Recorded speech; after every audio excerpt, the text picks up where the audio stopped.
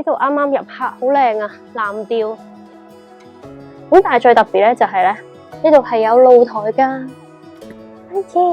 喺我訂緊個餸嘅時候咧，其實出邊已經見到極光啦。哇，好明顯啊，明顯啊！你終於睇到好清晰嘅極光啦，老公。當中幾震驚就係咧，有唔少希特拉相關嘅嘢去展示出嚟，希特拉嘅真跡嘅畫作。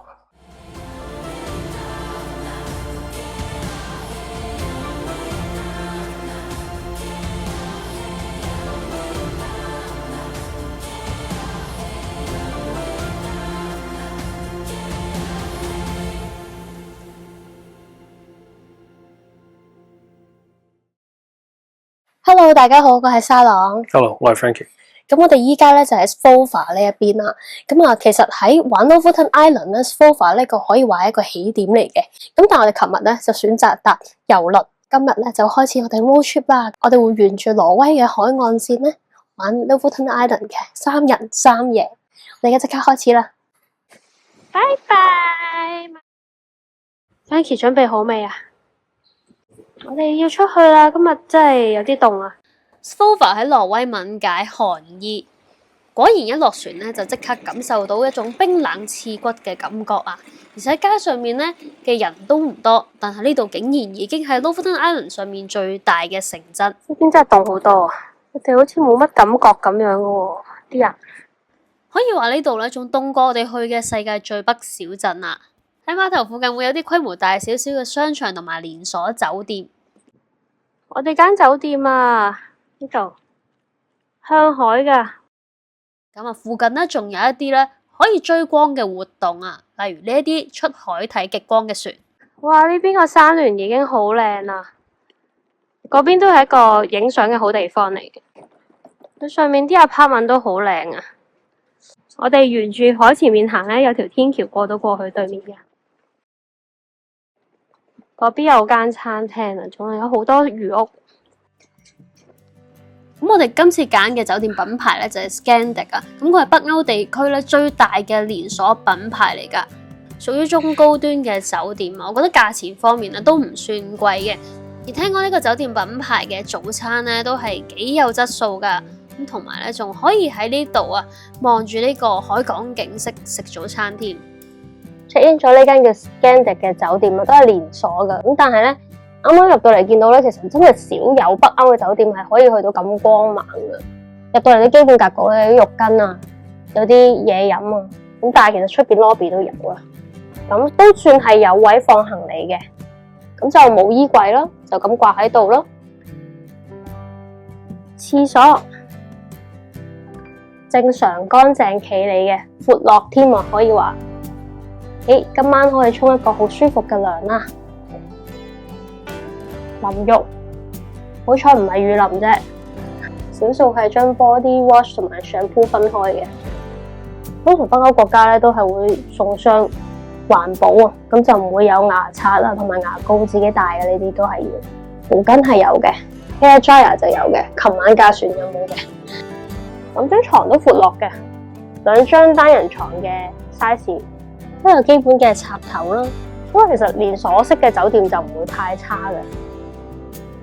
酒店啦，其實有 Kittle 嘅，但係咧我哋就覺得嗰啲有啲污糟，咁所以我哋帶咗個自己嘅旅行專用 Kittle。咁其實佢煲得唔算多嘅，但係亦都唔少啦。總之夠2個人飲咁樣啦。其實我自己覺得佢可以個水位再 mark 高少少嘅。佢有幾個 function 嘅，可以煲啦。cooking 啦，同埋 keep warm 啊。cooking 咧，我諗緊係咪糊仔嗰啲都可以整。其實都應該係小朋友嘢食都會啱用，我自己覺得。咁但係最特別咧就係咧，呢度係有露台噶。OK， 哇，靚啊！對面就係啲最signature嘅魚屋啦。嗰邊係咩嚟嘅咧？嗰邊唔知係咪apartment啊？呢一間房有啲小露台啊，算唔算係冇私隱度啊？好多人都會想入住啲咁signature嘅魚屋。其實嗰邊都仲有噶，前面咁，但係嗰度就要再遠啲啦。我同 Frankie 而家準備出嚟食飯啦。咁喺呢度咧，其實附近係有幾間餐廳嘅。咁最方便咧就係酒店隔離就已經有一間啦。如果唔係咧，就要行遠啲啦。另外一間咧比較出名咧，就古老少少，好有傳統維京氛圍嘅話咧，就要行15分鐘。好緊張，聽日揸車，未試過喺呢邊揸車。呢度啱啱入黑，好靚啊，藍調。嗰邊好靚。而入夜後嘅 Spolpen 碼頭都會係一個好好影嘅地方。呢個係一個雕塑。咁呢一個咧就係鱈魚乾嘅架嚟嘅。大家會喺 Lofoten Island 咧都見到唔少呢一啲咁嘅大型支架。呢晚唔想太頻撲啊，咁就去咗酒店隔離一間餐廳食嘢啦。咁呢間餐廳咧，估唔到啊，質素非常之好，好有驚喜。咁餐廳嘅風格都幾溫馨嘅，咁食嘅嘢咧都係以北歐傳統菜式為主。咁我覺得呢一間咧真係非常之高性價比，因為佢個標價咧其實係唔貴嘅。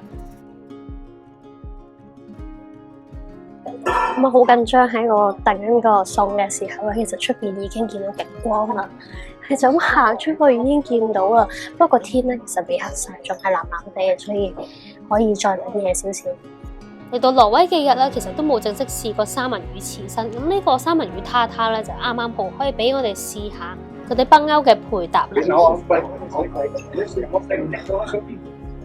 加咗啲牛油果，有少少芒果啊，好 fresh 喎！之後加咗啲洋葱，呢個做法幾好食。呢個三文魚塔塔個份量咧都幾大嘅，我同 Frankie 食到唔停口啊！我嗌咗呢個係鴨胸。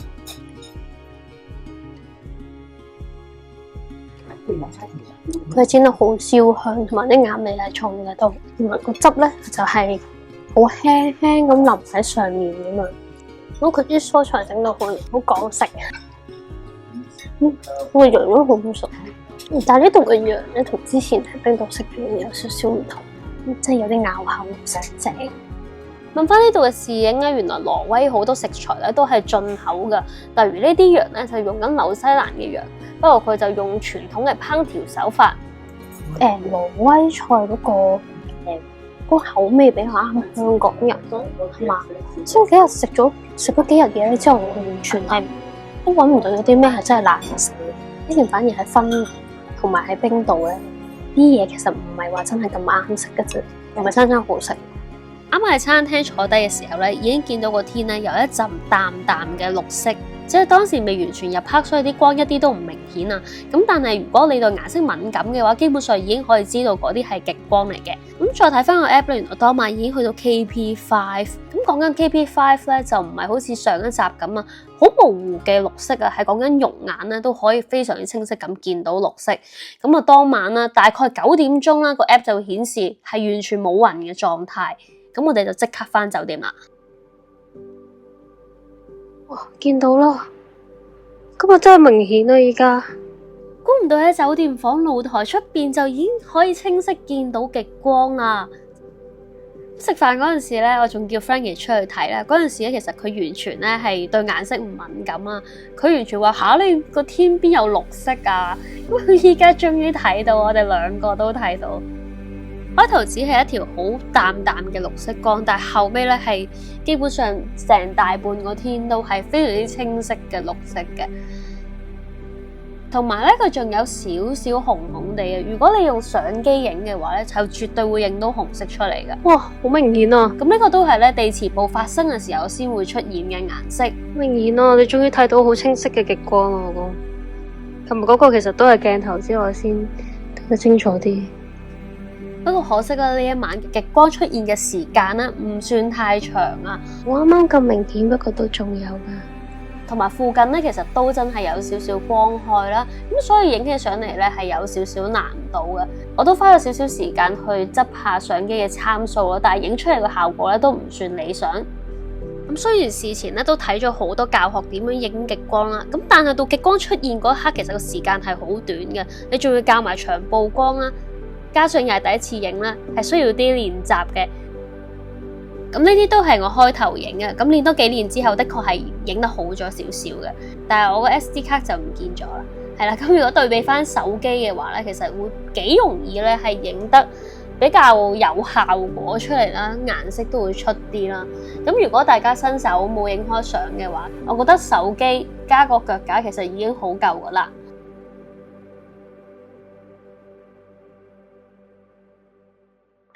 琴日真係興奮到咧，係有少少唔記得咗拍片啊！Frankie， 你有咩感受啊？當時第一次見到極光，睇唔到以為暈嚟嘅。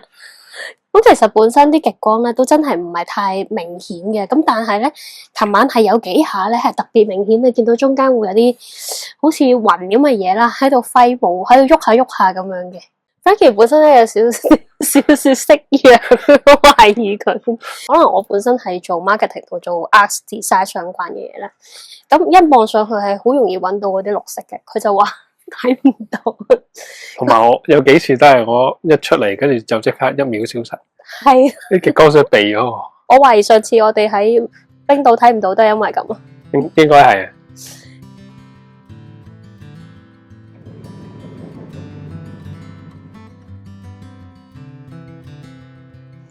原來下面就係下一層，原來好多海草噶。咁除咗有魚屋之外啦，嗰邊啊有冇見到啊？其實咧會有一個好好嘅影相位啊！我哋依家可以先遊覽下呢一度嘅。出去之前咧，千祈唔可以錯過酒店嘅早餐啊！呢個牌子嘅酒店啊，文雪嘅早餐咧係幾出色噶，麵包種類好多。麵包餅乾添，呢間啲早餐其實個款式上咧都係好食嘅，正正常常啦，蛋都係 scrambled egg， 有 sunny side up， 我自己覺得比較奢侈，通常大酒店先會有。呢層芝士係呢度獨有嘅芝士，挪威嘅芝士嚟嘅。因為包包好好食，好食啊！你似朱古力，好少好少，好好食。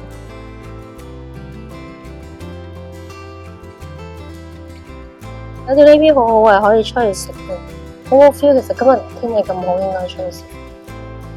呢個間餐廳其實好靚，不過今朝咧太苦太多人，想食靚早餐就做少少嚟影相。呢度係12點 check out 嘅，但係我想早少少落去影相。呢度唯一唔好處咧就係淨係得條樓梯，冇 lift。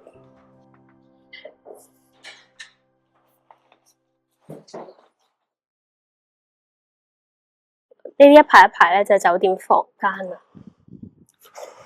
一定要揀向海同埋有露台嘅。嗰邊見到座山好靚啊！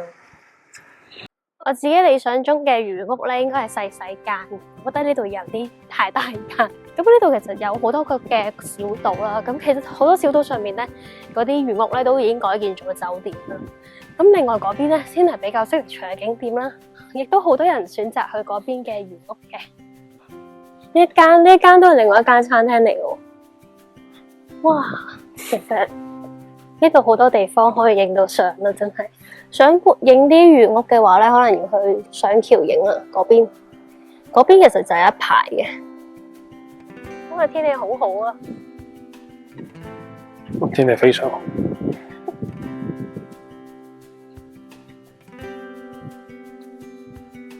得意。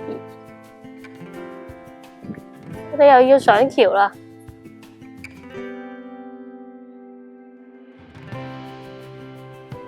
呢座山唔知叫咩名咧？而家難爬，而家。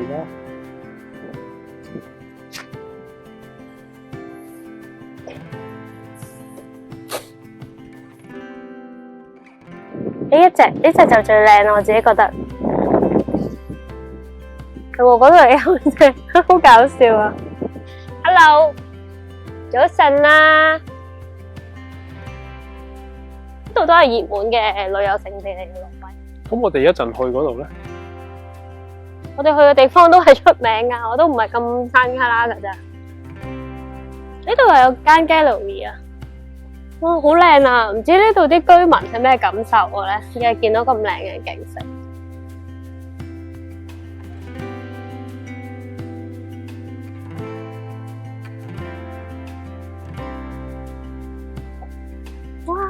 哇，好靚啊！係啦，係我想要嘅風景啦。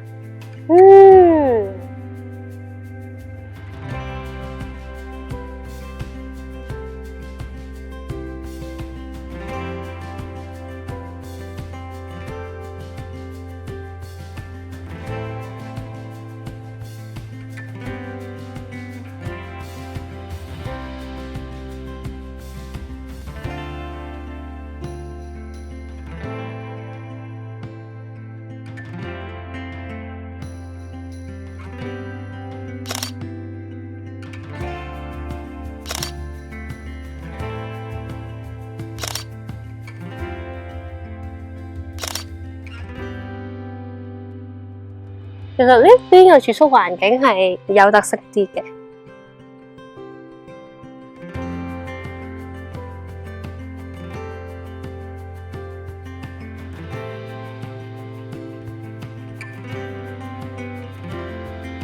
打魚衛生嗰啲網咧，唔知佢哋而家仲有冇捕魚咧？啊，呢度有個海中桑拿，好得意啊！好得意啊！沿岸咧，原來有呢啲咁嘅一間間大嘅屋咧，入邊係船廠嚟噶。啲 Skin and Beauty 都係啲 activity centres 啊，有好多。單攤嗰度已經可以裝啦。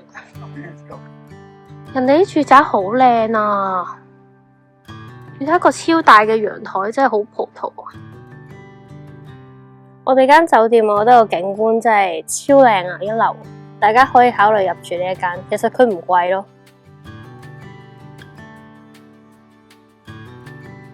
我哋而家諗住去食青口玻璃餐廳。咁喺 Lofoten Island 上面呢啲嘢食個價錢咧係會比挪威其他地方貴少少嘅。而呢度必食嘅咧就係 stockfish， 即係風乾鱈魚。而呢間餐廳咧聞說啲青口都唔錯噶。今日有啲失望，冇乜熟，咁就嗌咗呢一度嘅魚湯同埋 burger， 望佢都幾吸引啊！呢啲魚湯冇咩個冰島嗰啲咁多嘅，點解？我中意飲到鮮味啦，重點係佢唔腥嘅。我知點解啦，係因為佢入邊咧係有好多蝦喺度，嗰啲蝦咧有陣鮮味，同埋鮮鹹鹹咁啊，幾好食。同埋佢嗰啲鱈魚啊，呢啲應該係鱈魚嚟，大嚿啊，全部都多菜啦，所以佢煮出嚟係啲味道係有層次，甜好多噶，同埋清新啲。呢個好唔好食啊？都 OK 啊，我見到好多肉汁啊，好可愛啊，好可愛。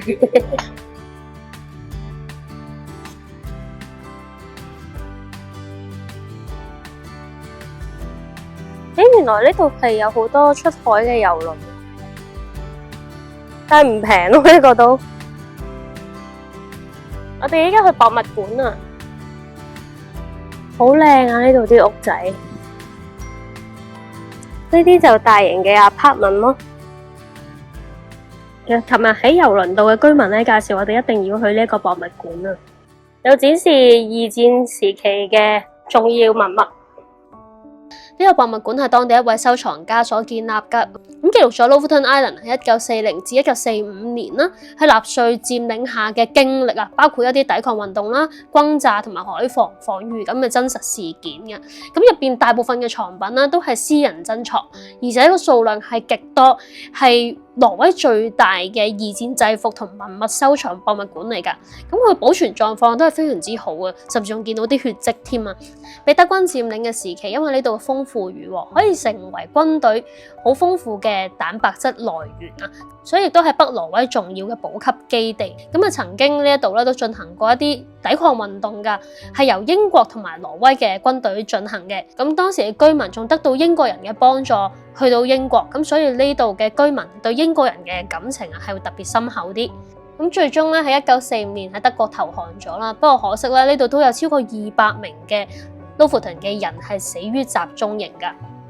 度展示唔少二戰時期嘅嘢，當中幾震驚就係咧有唔少希特拉相關嘅嘢去展示出嚟。呢個收藏家咧揾到一張希特拉嘅真跡嘅畫作，佢入邊竟然發現咗就係呢幾張咁嘅畫作，神奇啊！希特拉以前係想做畫家啦，可能大家都知，但係真係冇諗過咧，佢原來咁中意迪士尼嘅卡通啊！呢個博物館嘅 owner 就話佢懷疑希特拉咧係一個雙重人格嘅人啊，因為佢係唔煙唔酒啦，又中意音樂啦，對自己好有紀律，但係另一邊咧，佢係原來好有憎恨嘅心嘅喎，覺得佢係應該係人格分裂，好恐怖啊！呢個人格實在。冇諗過喺呢度會見到希特拉嘅畫作，呢樣嘢真係好震驚。呢個博物館咧真係一定要去啊，非常之 impressive 啊！咁喺博物館附近咧都有間租車公司，咁前面直行咧就可以去到租車公司同埋超市啦。呢間係 Asia 嘅超市嚟，佢係呢度有非常之多唔同亞洲地區嘅嘢食。咁大條魚，泡菜豬肉餃，仲有韓式嘢，炸雞。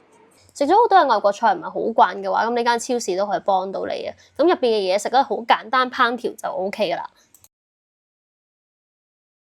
咁有說喺 Lofoten Island 咧租車比較貴少少啊，不過我哋衡量過之後咧，都係覺得島上租係方便嘅。咁同埋呢一間嘅服務咧，真係非常之好。本身係租嘅 Toyota， 佢俾咗架凌志俾我哋，咁呢架咧仲係混能車嚟嘅。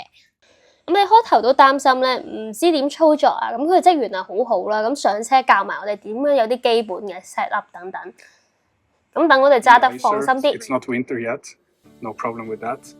So these ones are mainly for the winter. 出發我哋3日3夜嘅 road trip， 返酒店先。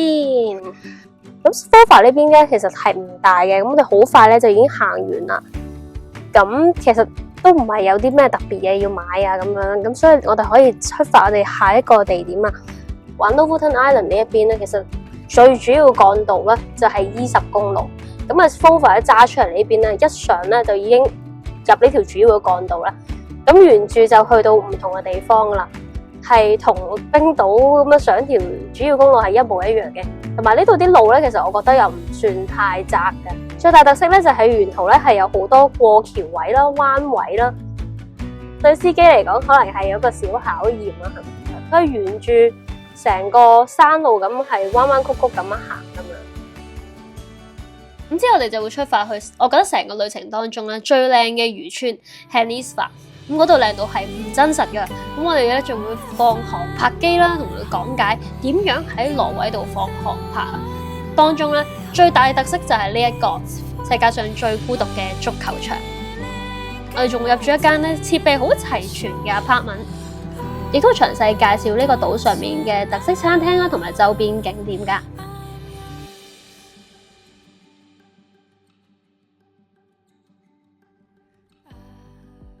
如果你中意呢個行程，但係又唔想 plan 得咁辛苦，可以喺片嘅下面，又或者撳暫停，喺左下角咧就揾到一個購物嘅標誌，可以單次購買我嘅行程表，入邊已經有晒交通同埋更加詳細嘅餐廳推介。行程指南50% 嘅收益咧會用作慈善嘅用途噶。想支持我嘅創作，可以加入成為會員，除咗可以抽選手信福袋，我亦都可以喺 IG 回答你嘅問題嘅。